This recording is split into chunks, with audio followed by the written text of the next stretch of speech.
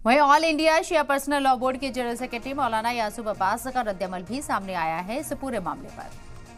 सवाल करता हूं, देश की सर्वोच्च न्यायालय ने बहुत अच्छा फैसला दिया है कि एनसीपीसीआर ने जो सिफारिश की थी कि मदरसे के बच्चों को सरकारी स्कूलों में बाकायदा दाखिल किया जाए, शिक्षा के नाम के ऊपर मदरसों को ख़त्म करने की पूरी एक वेल प्लान वे में सिफारिश थी, जिसको देश की सर्वोच्च न्यायालय ने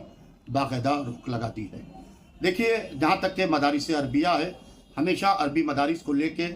कुछ ना कुछ देश के अंदर उठता रहता है और कुछ लोग ऐसे हैं जो अरबी मदारिस को शक की निगाह से देखते हैं। मदारिस अरबिया ने मुल्क की आज़ादी में, मुल्क की तरक्की में अहम योगदान किया है और हमारे मुल्क को जो आज़ाद कराया है उसके अंदर हमारा जो मदारिस अरबिया है इसका अहम योगदान रहा है। लिहाजा हर चीज़ को देखते हुए देश के सर्वोच्च न्यायालय ने आज जो रोक लगाई है, मैं आलिम तहे दिल से इस्तकबाल करता हूँ।